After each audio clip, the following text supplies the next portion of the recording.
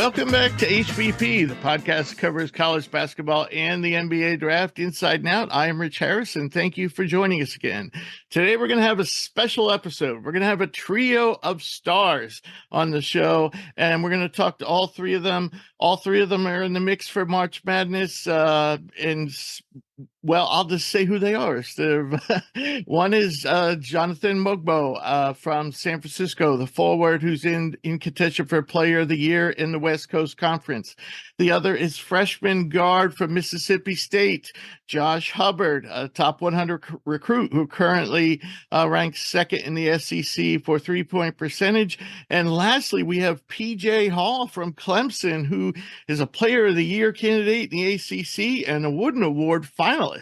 So we will be talking to all three of those guys on this episode. And if you want, we're also going to include their highlights, and we're actually going to put the full interview with the guys and with some of their highlights on YouTube. So you can look for that coming up too in a few days. Our first special guest is San Francisco senior forward Jonathan Mogbo, a Player of the Year candidate in the West Coast Conference. Jonathan leads the country in field goal percentage with 67.3% and player efficiency rating at 34.1. He also ranks in the top 10 of Division I for dunks, 75. You're tied with Zach Edey, by the way. And for second in the country in dunks. Win shares, you're second in the country. Plus minus, you're sixth. Rebounds per game at 10.5, that's ninth in the country. And rebound percentage, you're third in the country. Additionally, in the West Coast Conference, Jonathan ranks in the top 10 for points per game at 15.4, steals per game at 1.8, assist percentage at 23.3, steal percentage at 3.6, and block percentage at 4.0. Woo! You lead in a lot of categories, my friend. Welcome to the show, Jonathan. How you doing today? Thank you for having me. I'm doing great. So, part of my job is to watch a lot of college basketball. And every time some announcer says, he's the best dunker in college basketball, and I say to myself, or maybe I even say it out loud, you haven't seen San Francisco play yet this year. Yep. Hey, man, they don't know yet. They don't know.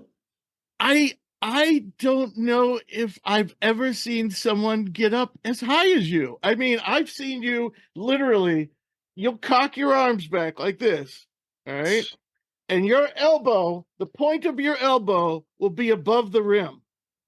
Have they measured your vertical at San Francisco? I don't think we've done that yet. I'm not sure what it is either, but I think we have more of an explosion thing, but I don't think we measure vertical yet. Okay. Well, I am here to declare you the best dunker in college basketball, among other things. You can do a lot more than that. We'll get into that. So I'm glad you survived Saturday's crazy game that involved 6 players being ejected. You guys had to make a last-minute run to win by 1 over Santa Clara. Have you ever been in a game like that before? No, sir. That was the first time I've ever been in a situation like that. It was a learning experience. We came out, won the game. Adversity hit us. And, I feel like our team's been working on adversity throughout the season, and we completed the job. Yeah. Your journey to this point hasn't been a typical one. I think you spent a year in junior college, I believe, and then 1 year in NIAI, right? 2 years in junior college, and then 1 year at Missouri State. Alrighty. Could you talk about that a little? How you went from junior college to Missouri State to USF, and I guess the thing that perplexes me, I hadn't seen you play up until this year, and I said to my colleague who actually graduated from USF, I said. This guy's a human pogo stick. He looks like a pro, man. Where has he been for the last 4 years? So I guess if you could take us through that. Yeah, it's been a long journey. My senior year of high school, I didn't have any Division I offers or multiple schools. I had, I think the best option I had was either prep school or junior college. And then, I was recruited by junior college. He was a local guy, and then he got the job at Kansas or Independence, Kansas. And then, I went over there to get out, the state of Florida a little bit, see what it's like. And then, I did pretty decent my freshman year. I did okay. Didn't really get to show my game. And then my sophomore year of my junior college, I went to NEO, Northeastern Oklahoma. And then the coach there was a friend of my cousin's. So I went there, he trusted me. He gave me confidence. I showed that I can do a lot more. And then I got recruited. That's when my recruitment went up. I had a couple offers from, mid majors. And then I chose Missouri State. Sorry. Someone called me. Sorry. Yeah, so I chose Missouri State, and then went over there, did pretty decent again, but I didn't feel like I get to show my game, showcase my talent. So I went to San Francisco, and then it's crazy is so my sophomore year in junior college, Coach Bankhead, one of the assistant coaches here at USF, he was recruiting me my sophomore year, and then I was supposed to go on a visit, but I didn't end up getting a chance to go on the visit. Because I sat down, ate with him, went to lunch with Bankhead and everything. So I felt he was a good guy, good coach. What they had in the program, was real. And then, so when I was in the transfer portal, he was one of the first dudes that called me. And then, we set up a visit. It was like a long time no see. It was just great vibes. And, when I went over there on my visit, the teammates, the coaching staff, the coach over here was great. I felt like I could be at home. So, I felt like I trusted the coaches, Coach CG, Chris, Bankhead, Plank, Coach Dunk, all the guys, my teammates, shout out to my teammates, they played a definitely big role in this. And, that just made history since then. Right, right. So I doubt many predicted before the season started that you would be in consideration for West Coast Player of the Year. Mm-hmm. And I don't remember, we did the show last night, and I don't remember if we were talking about it on or off the air, Mm-hmm. but, when we were talking about West Coast Conference and who's Player of the Year, and I said, well, I don't know. I think some of the Gonzaga guys might cancel out each other, and I don't know if St. Mary's has really 1 star. So I said, to me, it comes down to you and Anton Watson. I think if I was voting, that's. But anyway, I digress. Last season your stats were solid at Missouri State, but you've taken a tremendous leap this year. So what exactly do you credit for the improvement in your game? Just work, hard work, every day in the gym in the summertime, just getting better and better. Try not to, take days off and, try to get my confidence back a little bit, try to get my, my all around game back. So just working on ball handling and everything, made a tremendous jump in my free throws. So, just time and the work, it all works out together. I think I heard someone say that you work out in the off season with a pro. Maybe it's a relative or a good friend. Yeah, it's my boy Scott Barnes. I work out with him. Oh, wow. Yeah, yeah. We were childhood friends, so we go way back. So it's crazy, seeing where he's at now. It just kind of motivates me a little bit to get where he's at. So he plays a big role in it. He helps me with pointers. Gives me advice. So just working on him in the summertime is a great thing. And so you guys must be roughly the same age, right? Yeah, he's 2 months older than me. So yeah, he has it, barely, but yeah. Right. Did FSU ever reach out to you? No, not like any offers or anything, but that's a good school. I could have saw myself there, but Yeah, you would fit their style of play, I think. yeah, but it all works out. Yeah, yeah, So I felt like I did what I did. I made the right decision. I'm glad. I'm thankful for the USF community. So that's what happened. for sure. And your game, there's a lot of similarities between your game and Scotty's, I would say. Mm-hmm. Yeah, a little bit. I feel like you just we all expand our game. I feel like he definitely got better, shooting the ball over the years. Got his confidence. Now he's man over there in Toronto. Right, right. So when you were at Northeastern Oklahoma A&M as a sophomore, you were a very effective passer even then. Yeah. So ha how did you develop those skills as a big man, or weren't you always a big man? Because I think one of the things that really stands out to me, besides your athleticism, is your ability to see the floor and to make, some really difficult passes. hmm I was always a guard. I was a late bloomer, so I started growing I started my height journey my sophomore year of high school, sophomore summer of high school. I think my freshman year I came into high school like 5'10", 5'11". And then, so I've always been having guard skills, stuff like that, passing, and then over the years, I just got taller and taller. So, just my body changed and everything like that. So, just getting accustomed to my body. But I always had the guard skills, passing. So I always had that in my game. All right. In my opinion, and I don't know if you've seen him play, but there are a lot of similarities between you and Kansas's KJ Adams. Have you seen him play this year or ever seen him play? I don't think so. No. Okay. Well, you're both excellent athletes. You're similar size. I think you got him by an inch or so. Excellent finishers around the rim, versatile defenders, great passers. Um, And what I find curious about that is, I didn't want to really get a lot into the draft, but I feel like when you look at draft boards, except for ours, you don't see KJ's name and you don't see your name, and that shocks the heck out of me because to me, you guys are like it's kind of stands out that you're going to be able to fit into the league. Mhm. Um, so I don't want to delve too much into the draft because you're not you got one more year and you could come back. But have you thought about how your game translates? Yeah. I feel like passing, just spreading the floor, pushing the ball transition, playing off guys, whoever it is, just being versatile. I feel like, versatility is a great thing in the league right now. So I feel like, my game plays well into that.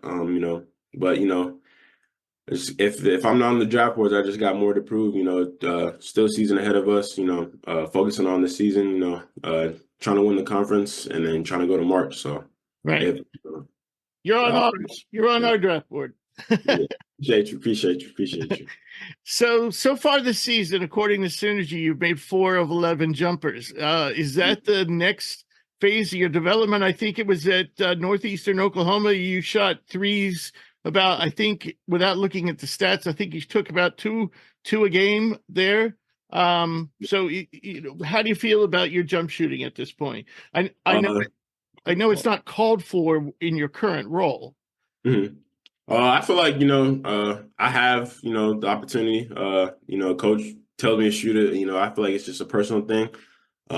So NEO, I was shooting, and then Missouri State, I took a mental toll over there, kind of mess my head up a little bit. So, it's just trying to work things back, trying to get my, three ball back together confidently. But, I feel like everything will work out. Like you said, the jump shots, mid range, it's coming. So, I'm shooting it. So I just got to get more confident, keep working and it'll show. Right, right. Is there one phase of your game do you think that goes unnoticed? And when I mean or maybe it's not necessarily unnoticed, maybe in your current situation you can't uh like for example, you can't really spend a lot of time the way your team's structured. You can't spend a lot of time on the perimeter. They need you in the paint. So is there one thing because people just don't pay attention, or because of your role, do you think that goes unnoticed that you'd like people to know about your game? I mean, not really. I feel like, the coaching staff, CG and everybody, showcases my game. You know, when I'm on the perimeter, set screens. They set screens for me, trying to get to the basket or, shoot it. But, it's just me at the end of the day. I feel like they're doing a great job of me, expanding my game. So I feel like, they're doing a great job. The perimeter, I think I have a couple clips, maybe in my synergy where I'm on the perimeter or, kind of playing the point guard role and Right. Running the yeah, pick and roll. And that was the first thing that came to my mind. yeah. So I feel like, if anything people don't see is just like, the three ball or like can he shoot? So, it's there. It's there. Trust me. It's there. Okay. All righty. So the Dons have won 5 straight and second place, trailing St. Mary's by 2 games. You get another shot at St. Mary's in a week at their place. But even if you win, you're still going to need a little help from somebody else, such as Gonzaga. Mhm. Um, how is the team viewing the situation? Probably the best thing you could hope for is tying St. Mary's. I think that would be, I mean, they've won 12 straight. It's hard to believe they would lose 3 games. Mhm. So how's the team, it looks tough right now, but how's the team feeling about it? Just going day by day. I don't feel like we're really worried about the 5 games or 4 games ahead of us. I feel like, we got to worry about each day, each game first, one game at a time, just staying in it. Obviously, they beat us at home. So it's like when we play them, we got to come out there with energy. We got to be the first team to hit, throw that first punch. So I feel like, we'll be definitely all right. I feel like we're really worried about, the rankings or the standings, whatever, just, trusting in ourselves. At the end of the day, it's us versus us. Right, right. Do you happen to know if you did tie them, what the tiebreaker is? Like who gets first seed in the tournament? Do you happen to know who that is?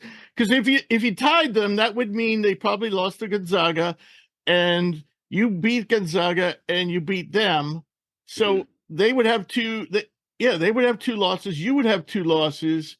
Who gets first seed in the tournament? I don't even know how that works, to be honest. If I'm being honest, yeah, I don't know how it works, but I Right. feel like whoever has the number one seed in the conference, definitely gets to go to March, and then I think there's a bid. I don't know the bids or the at larges. I don't know how that goes, but But that's I kind of huge in your conference, right? Because the number one, isn't it the number one seed gets like 2 buys? I think so. Yeah. Yeah. Mhm. Yeah. We'll have to look into that. All right. So in addition to your loss to the Gales, you lost a bunch of contests to, well, not a bunch. You lost close contests to a bunch of good teams. Mhm. Boise State was close, Grand Canyon was close, Arizona State was close, Utah State was close, Gonzaga was close. And you did have good wins over Minnesota and Santa Clara. Mhm. So the bracketologists aren't really talking about you on the bubble. They're really being hard on your conference, by the way. Even though Gonzaga won at Kentucky the other day, they're still saying they're out. So how do you react to stuff like that where you guys played a pretty tough, non-conference schedule? And I'll tell you what, like Grand Canyon, they're for real. You could testify to Yeah. that. That's a Yeah. legit team.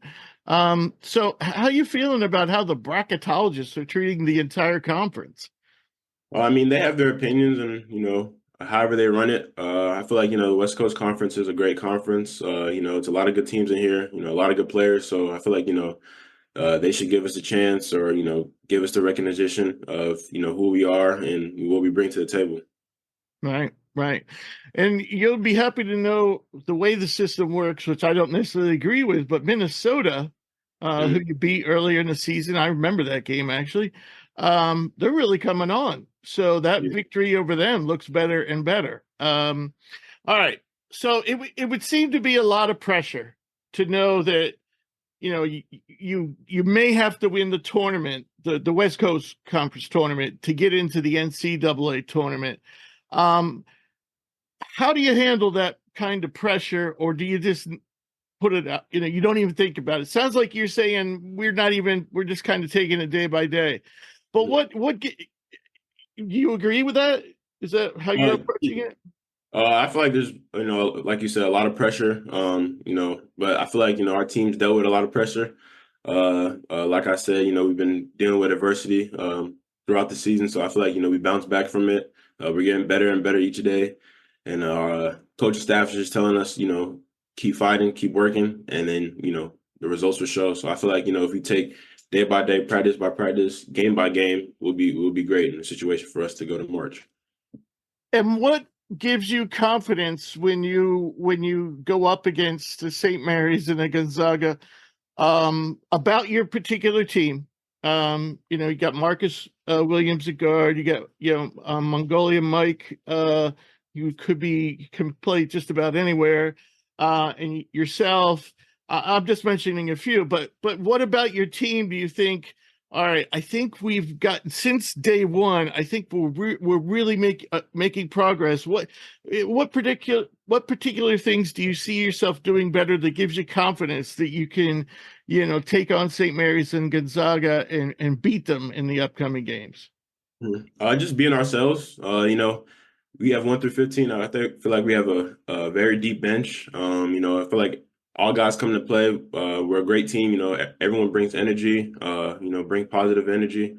I feel like we're dogs. We're underdogs. So I feel like that's what brings the toughness out of us. So I feel like if we have that mindset going in each game, playing together, playing defense, coming out, getting 3 stops in a row, just coming out with that mentality, that dog mentality. I feel like we can do it. Right.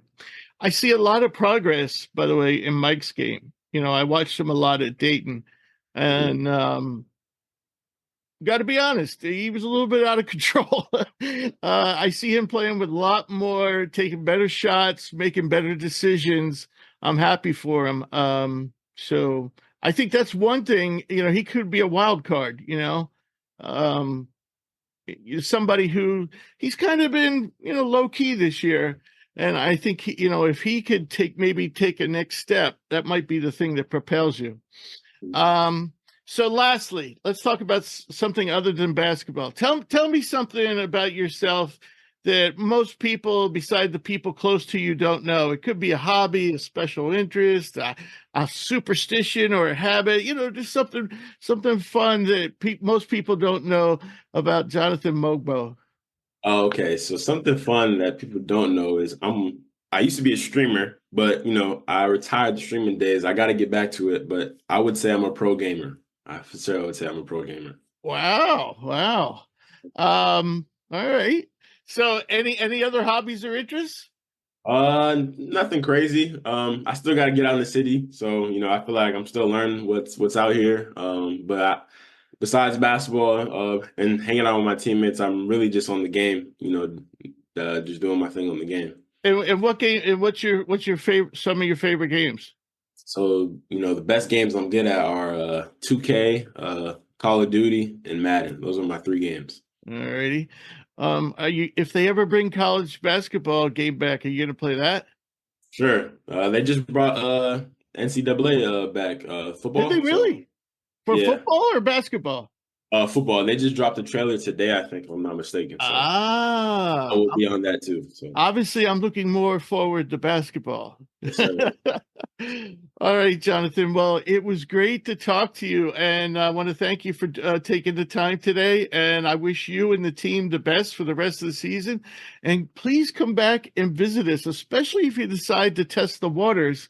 Maybe like when you're going through that process of combines and workouts, you could maybe find 15 minutes and come visit us and let us know how it's going. Sure, for sure. Thank you for having me. Yeah, it was a pleasure. Our second special guest today is Mississippi State freshman guard Josh Hubbard, a top 100 recruit who currently ranks second in the SEC for three-point percentage on the season. Josh is playing nearly 25 minutes per game, averaging 14.8 points, 2.4 rebounds, 1.7 assists. On the season, he's shooting 36% from deep, 82% from the free throw line. And for points per possession, he ranks above the 75th percentile on jumpers off the dribble, spot ups, pick and rolls, and handoffs. That's a lot of good numbers there. Thank you. I appreciate it. All right. So welcome to the show, Josh. How you doing today? How was practice? Oh man, it was great. We got to it. A high energy level practice. Everybody got to it, so it was great. All right, good.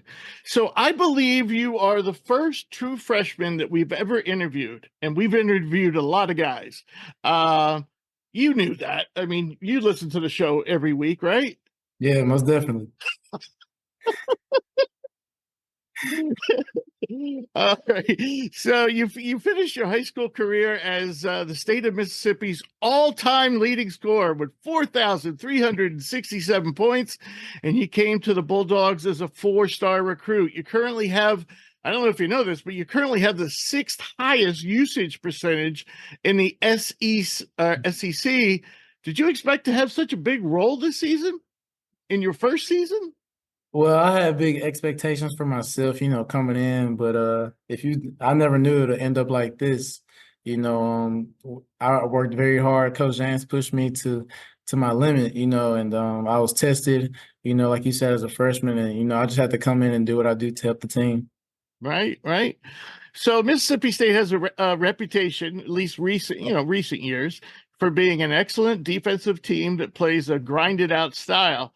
But that's not really the case anymore. With you and Shaq Moore combining you guys form a dynamic and explosive backcourt. You guys are really fun to watch. So with that said, I suspect you're getting a lot of love and attention from the hometown fans. Is that the case? Oh yeah, most definitely. Stark Vegas is a great place. Starkville, love city, home feeling. It doesn't get no better than this. So right, and you're from Mississippi originally, so but I mean the fans must really really love the way you play, because for those who haven't seen you play, I mean you're a little jitterbug out there. You got great range, you in and out all over the place. In defense, you get into guys. Get right into guys. Yeah. By the way, I want to ask you, what's your wingspan? Because I've been, I was rewatching some of the highlights from the Mississippi game at Ole Miss, and when you put it up, you look like who's that superhero who has the arms that can? You know what I'm talking about? I know you're talking about. I know you're talking about. But do you have a long wingspan or? I don't. Me personally, I don't think it's that long of a wingspan. Maybe it's a long wingspan for a 5'10" guard. All right. Maybe it's just somehow how you elongate your body when you go in for the layup, but it really looks like you have plastic rubber arms that keep on going. But anyway, I digress. Okay, so last season the Bulldogs really struggled to score at times. In fact, they were the worst 3-point shooting team in the country at 26.6% from deep. This year, the team's shooting is up to 32% from deep, and I think a lot of that can be attributed to you. Do you feel a lot of pressure to lead this team on the offensive end? Nah, no pressure at all. A lot of people think it's just me on the offensive end, but if you looked at that offseason, during my my first summer here, we all were working.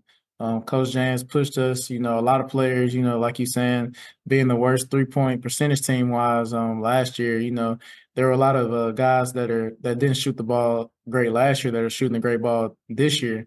And I feel like with me coming in, I learned a lot, on the defensive side, and they taught me a lot of things offensively to be a complete player.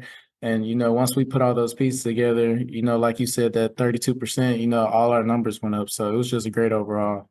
Right, right. So you have had 6 20-plus point games this season, including 3 of the last 10, which were all in the SEC. A lot of freshmen, once they hit conference play, we see a drop in their numbers. And there's a lot of different reasons why that could happen. But there's also the thing they always call the freshman wall. I'm sure you've heard of that, where freshmen, are playing a lot more and a lot more physicality, and they kind of run out of gas. You haven't seemed to hit that. So how are you holding up, and how has conference play compared to the non-conference play?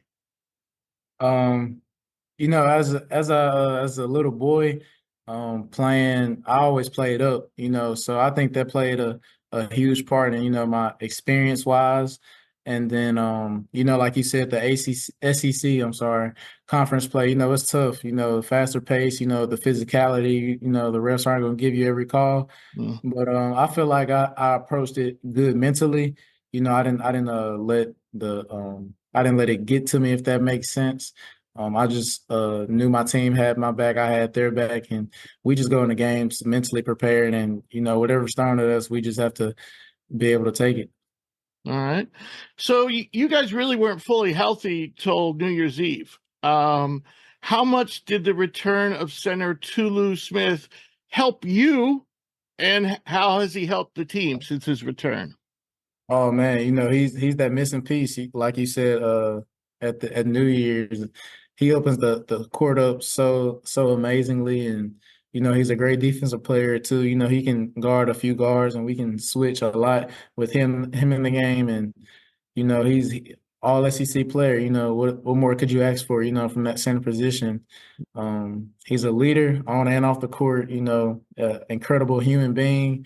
A giving person. So it's just a lot of amazing things about him that when he came back, we knew it was that missing piece. So Right. So last spring, we had the star of March Madness on our show, Marquise Noel. I'm sure you know who Marquise is, right? Kansas State. Oh yeah. Right. Guard. Yeah, little point guard. And he is only one of two point guards in the NBA under 6 feet right now. So you're 5'10". Who in the NBA do you follow and model your game after? Because I'm sure it's not like Joel Embiid. A lot of people I've been following throughout the years have mainly been Chris Paul and Damian Lillard. I think another person that's amazing, I don't know if he's probably around 6 foot, is Jalen Brunson. He's been killing it in the NBA. Yeah. So, I think a lot of guards my height or around my height pick up a lot of things off Jalen Brunson in this generation. So, he's a great player. Right. And again, for those who haven't seen you play, you look like you spend a lot of time in the weight room. Am I correct? I mean, you're physical. You're a really strong, sturdily built guy. So I assume you spend a lot of time in the weight room? Most definitely. Yes, sir. Right. Well, good on you. So I mentioned, at the beginning, the top areas where you're excelling.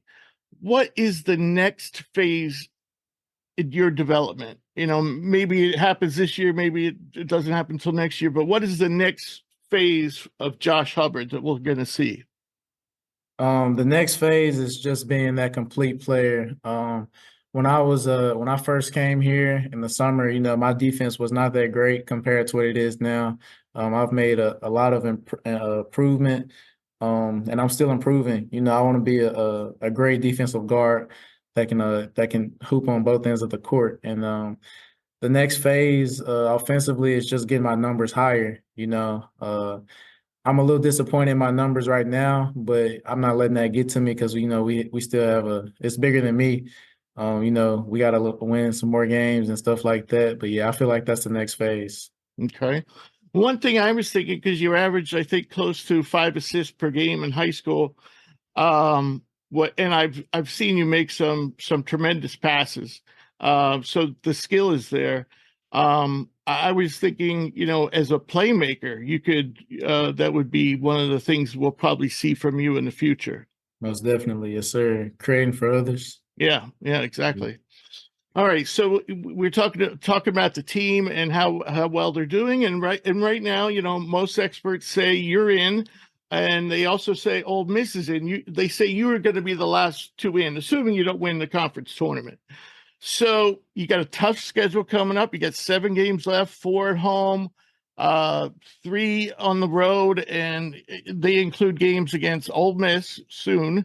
You got Kentucky, South Carolina, Auburn, A&M. So out of the 7 teams you're going to play, you face 4 of them already, and you're 1-3 against them. So what gives you the confidence that you won't go 1-3 against, won't lose 3 or 4 next time? What do you think you guys can do to kind of turn the page and reverse that and get a little revenge? Yeah, I feel like there's some, that we left at those places, that we lost to, that we just want to get that revenge so badly. And we're hungry for those teams, like you said, them 1-3 moments, we're hungry for those teams, and we feel like that we can beat any team, so that was frustrating on our part. And then, just being motivated about the success they had last year and creating more success for this year, because we know the vets that we have on this team experienced a lot of success last year, and they know what it takes to, have even more success and have an even better position for ourselves. And, they told us, and the coaching staff told us, that these next 7 games are huge, like you just said to me. And yeah, we're very mentally and physically prepared, and we care so much about it that, we're gonna give it our best shot each game. Right, right. And I think that Ole Miss game is going to be critical. I don't think you can afford to lose to them twice unless you could beat somebody like Kentucky, to make up for it. But great year for Mississippi basketball, to have two really good teams in the state. So I got 2 more questions. They're personal questions. You're a, I'm going to make sure I say this right. You're a Kinesiology. kinesiology major, which isn't easy to say and likely involves a lot of hard work. Why did you choose that major? For those who don't know, it's the study of movement, and it's kind of medically related, right? Yeah.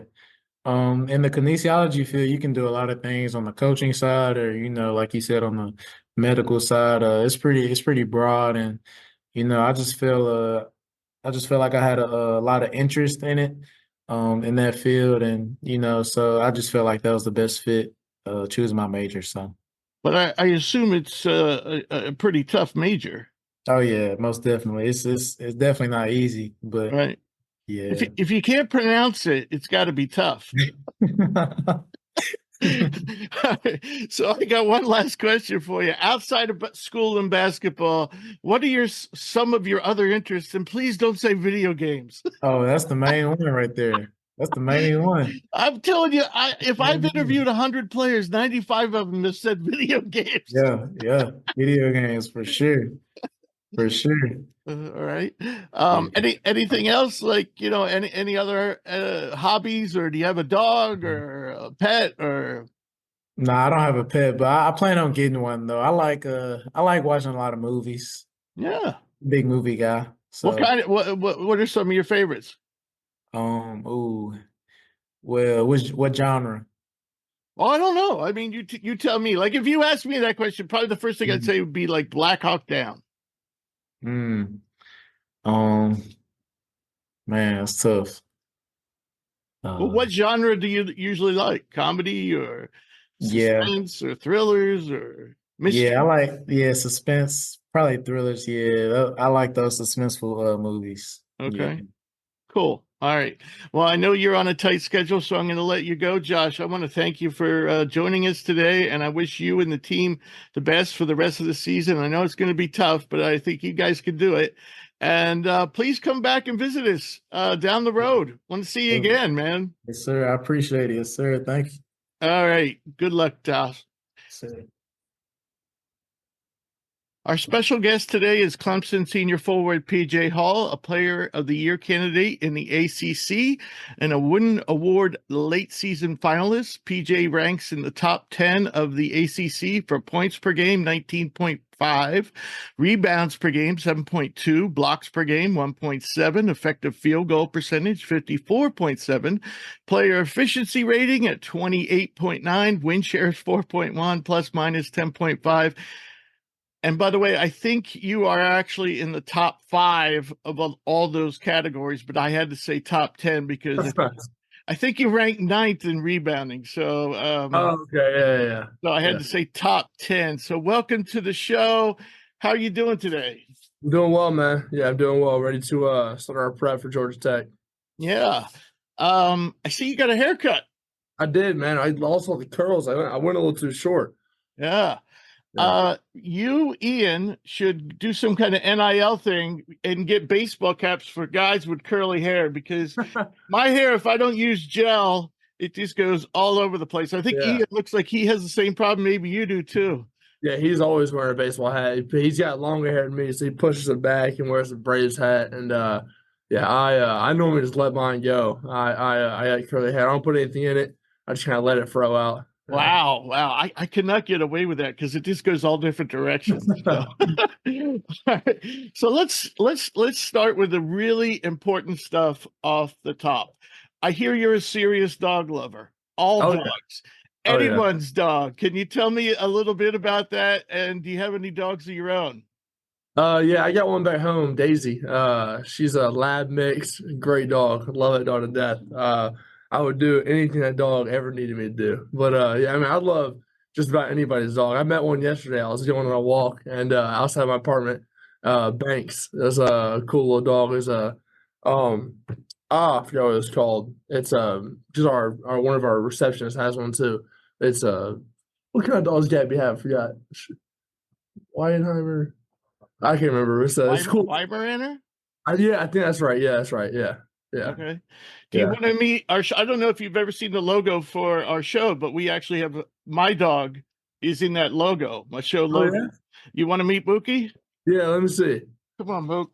Come here. Come here. Oh, that's a good dog.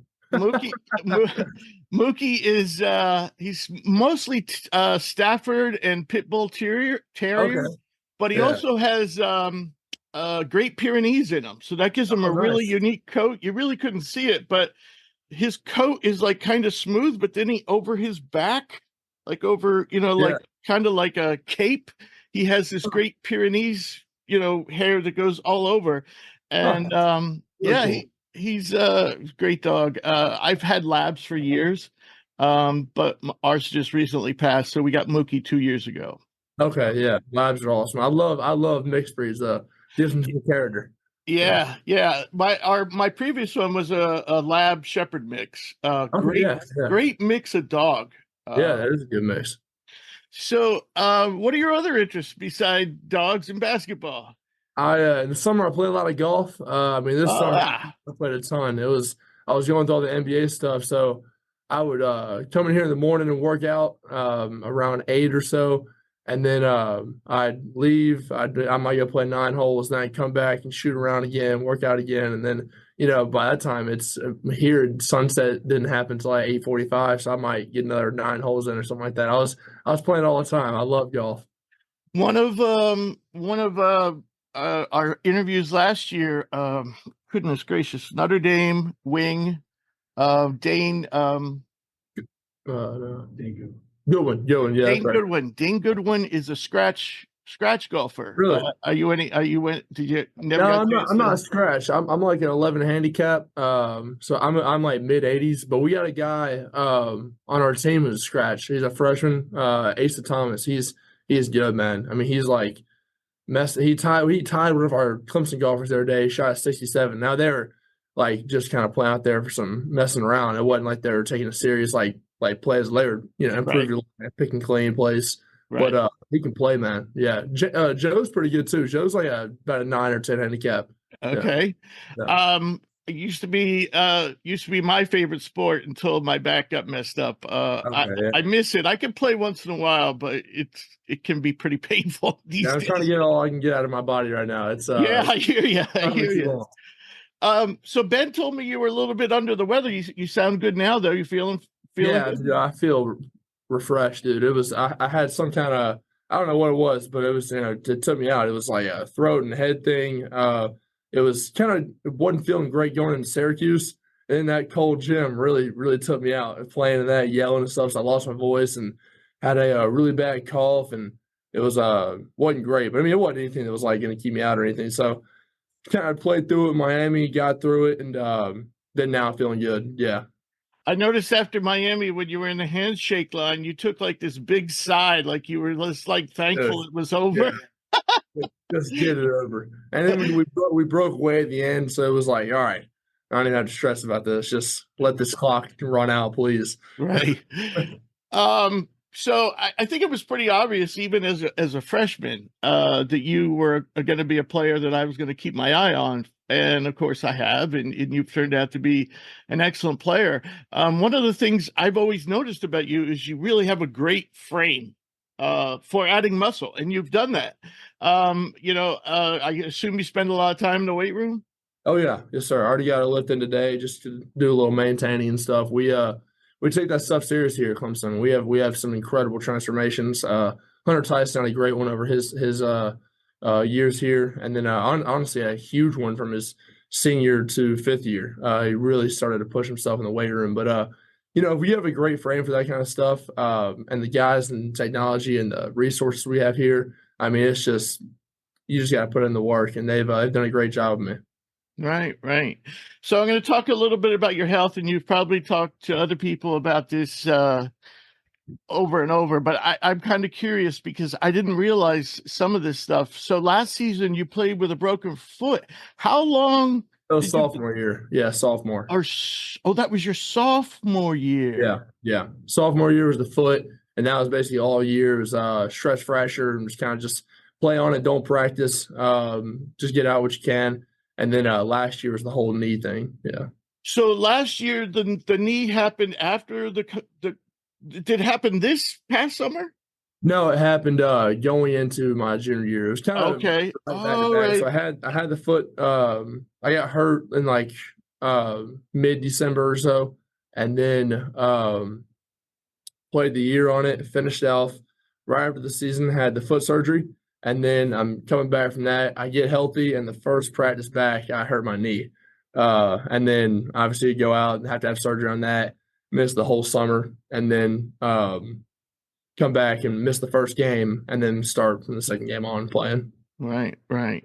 So, and then this past year, at the end of the season, you went to the G League Elite Camp, and you impressed enough to also go to the NBA Combine. You were healthy for that, right? Yeah. That was like after the season, I had some work to do to kind of just because I didn't have any time to rehab. It was about a 4.5 month recovery or so, and I did it in 3.5. And so that last month of not having that recovery, that's when you build all your muscle back and you kind of your structure back around the leg and your conditioning and stuff. So the whole year I didn't have any kind of muscle on it. My conditioning was out of whack. It was awful. So then after the season, I had probably about a month or 2 months to really get back to where I needed to be, and felt great going into all that stuff. It sucked because it felt like a weird time because I was oh, I got to get back ready for this, and which I did, but I wish I had that for the season, and so it was frustrating I didn't have that a little bit earlier, but there's just really no time during the season to build that muscle back up. Right. And so what was that experience like? I assume you enjoyed it, and I assume it was a big, I don't know, but you must have been elated to be invited to the NBA portion of it. What did you take away from that, and just what was it like in general for you?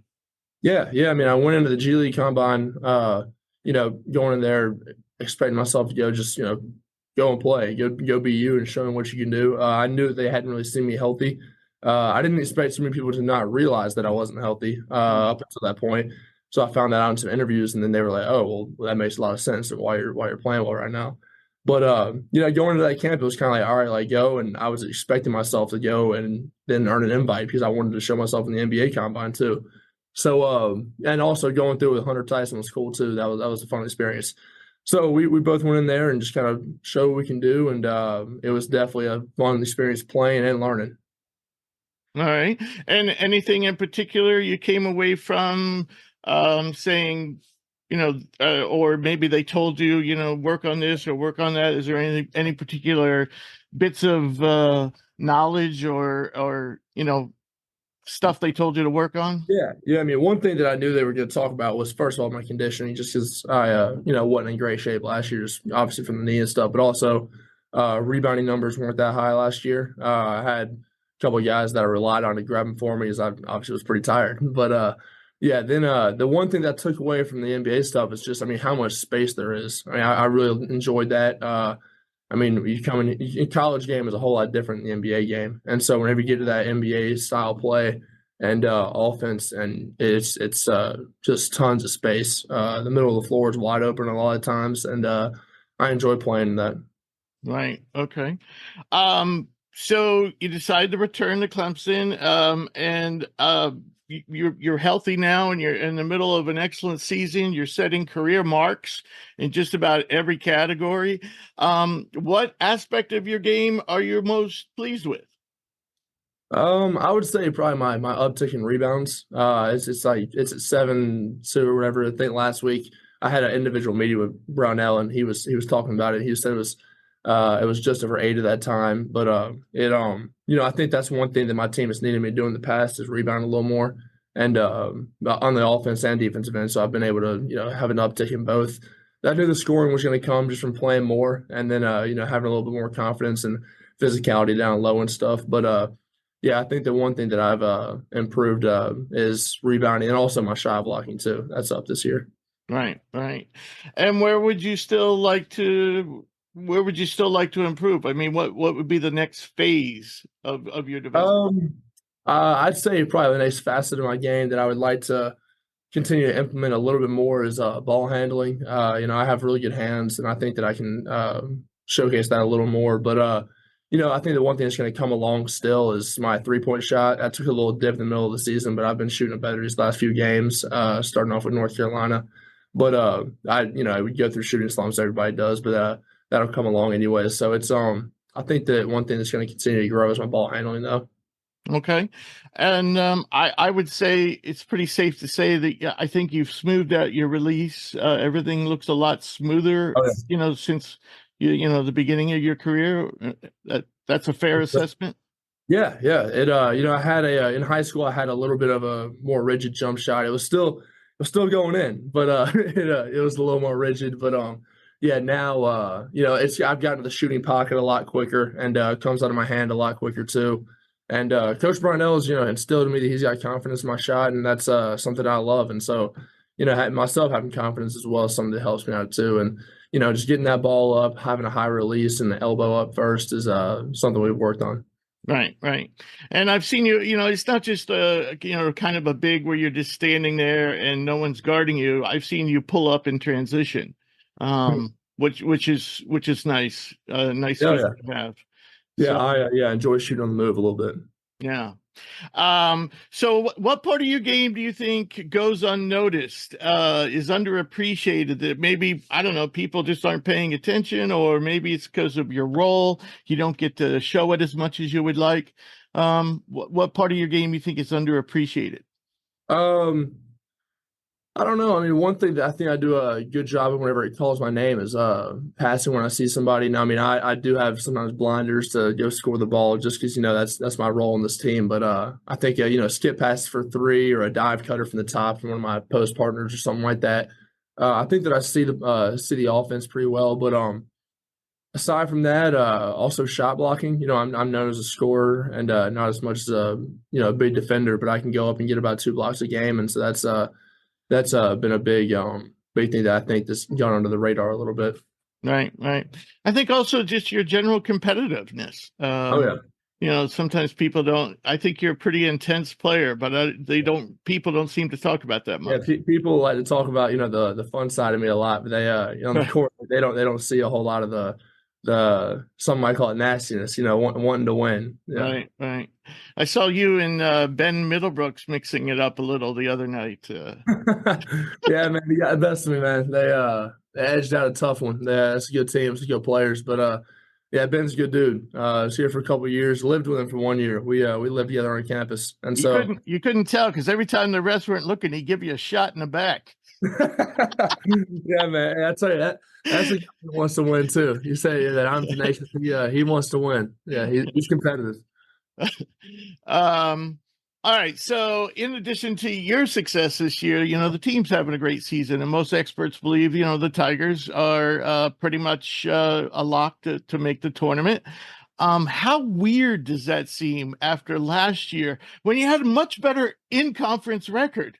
And it's like totally upside down, So do you guys do you guys think about those bracket predictions, or do you not even pay attention to them? Because last year you thought you were getting in and you didn't. So yeah, I mean, it's hard not to think about the bracket stuff just because you hear so much about it. But we definitely tried not too much.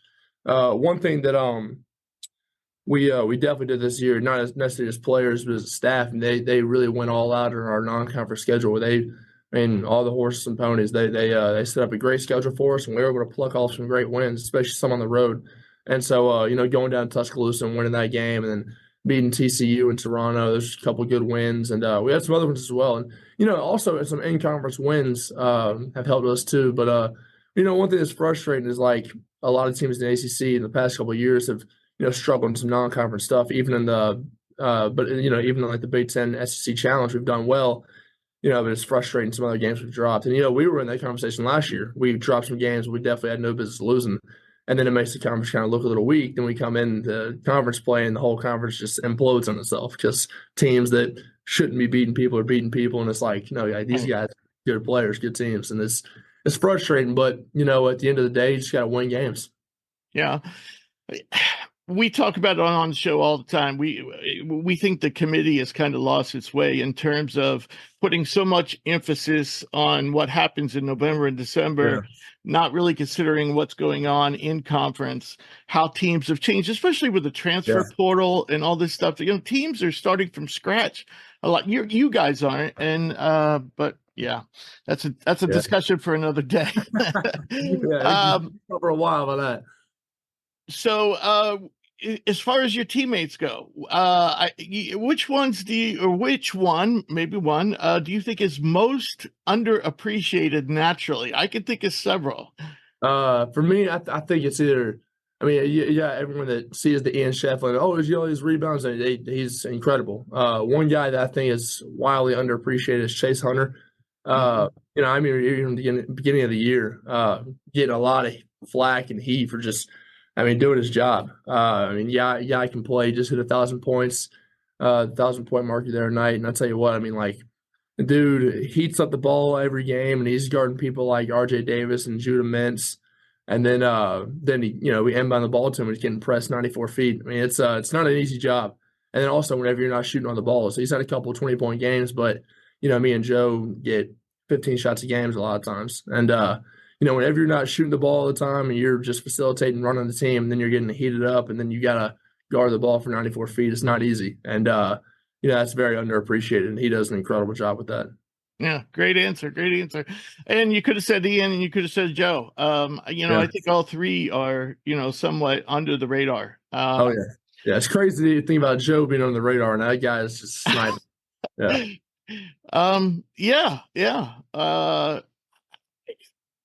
Yeah, it is. I think I think what's made him stand out more is he maybe was like the, second or third option. Maybe a lot of times, maybe the third option, especially, his last year there, it seemed like he was kind of getting squeezed out. And this year he's really really played well. And he's clearly your perimeter option offensively. And you on the interior, but also on the perimeter. Yeah, just for as good a shooter he is, I think, what is it, third all time now in ACC play? It's incredible. So, he early on in the year, he's still trying to, find a spot in this team and or find his role as we're playing and stuff. You can do everything you want in practice, but then when you're playing, it's time to, figure out really how the apples are going to fall. And then, throughout the season, he's really found his spot, and he's playing great right now, man. Yeah, he is. So could the Tigers be even more dangerous in March? And specifically, I'm thinking that sharpshooter Alex Hemingway might join the mix. Is that a possibility? Yeah, man. Alex is a great player. I don't know quite his agenda. That's something you'll have to ask him. But I know he's been working out. He's been, working his tail off to get back on the court. And so, I wish the best for him. If he's coming back, I'd love to have him. That's another shooter we got. Right. But it's that'd be a great addition for us. But that's something you got to ask him. All righty. So I'm going to end with one last question. And, you mentioned some of these, but you have wins over Alabama at their place, TCU, South Carolina, North Carolina, Miami. And as much as Miami's not having the season you expect, we know they have all the talent there. So you have proven you can beat anybody. So how far can this team go when we get to the ACC tournament and the big dance? I mean, we can finish as strong as we want to. We got a lot of guys and a lot of deep players, depth in every position. And so, I mean, we have ways to hurt you in every way possible. We have defense, offense, deep shooting, interior game, and older guys as well. Guys who've been to the tournament, guys who've been to the tournament, guys who have won games in the tournament. Joe's been to the Sweet 16. I mean, anything you can ask for, we have. And so I see it as long as we're playing well and we're playing together, we can go as far as we want. Right. Well, I wish you the best, PJ. I felt bad for you guys last year, and I think you're getting what you deserve this year, and I wish you the best. The team and yourself. And if you decide to test the NBA waters again, or even if you don't, we'd love to have you back. Sure. You know, when you're not in the midst of the pressure of the season, and we can sit down and especially if you're in the middle of those combines and stuff, if you could take a few minutes and let us know how you're doing. Absolutely, man. Well, I appreciate you. All right. Thank you so much.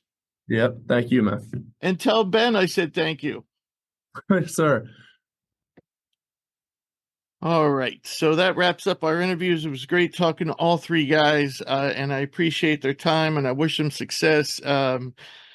All kinds of different guys we had, from little Josh Hubbard to big PJ Hall and Jonathan Mogbo, who's kind of in between.